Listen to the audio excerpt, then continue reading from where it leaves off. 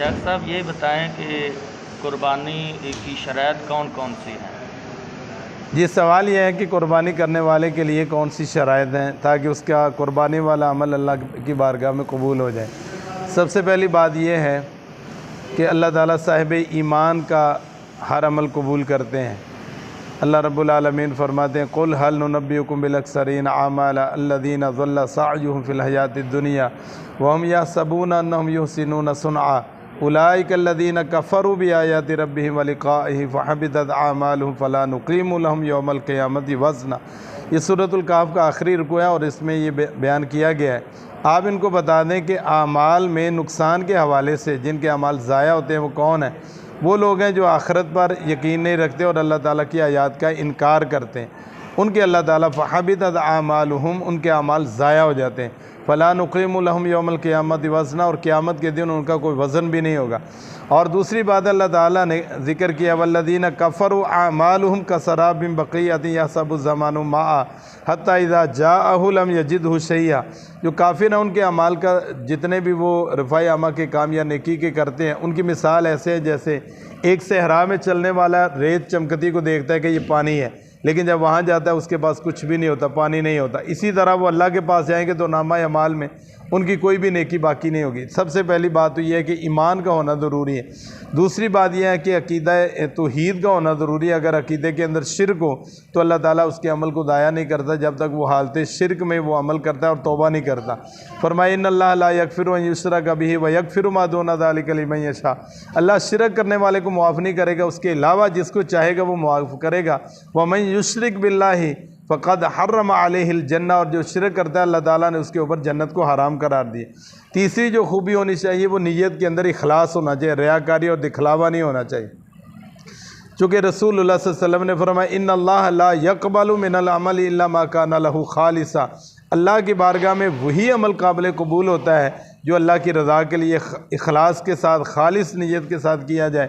अगर रियाकारी और दिखलावा आ जाता है कि लोग कहें वाह वाह बल्ले बल्ले बड़ी कुर्बानी की है जी, और वीडियो बनाएं अपलोड करें दिखाएं जी माशाल्लाह इतनी कुर्बानी कमाल कर दी है, उसके अंदर इखलास नहीं है।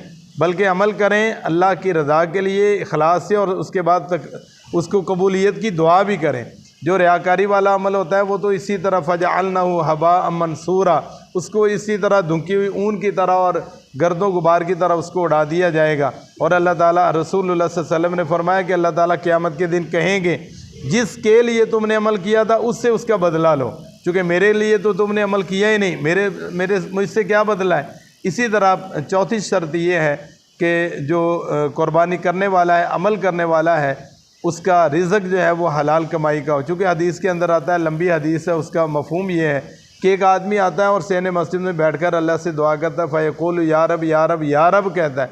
और लफ्ज़ रब ये सारे अम्बिया ने इस्तेमाल किया, रब्बना ज़लमना अनफुसना रब्बना आतिना फ़िद दुनिया रब्बी ला तज़रनी फ़र्दम अंतख़। अम्बिया के पसंदीदा अल्फाज अल्लाह का सिफ़ाती नाम रब इस्तेमाल किया, और ये भी कर रहे हैं। लेकिन आसमान से आवाज़ आती है मतामु हरामुन मशरबु हरामुन व मलबसु हरामुन व गुदिया बिल हराम फ़न्ना युस्तजाबु लिज़ालिक।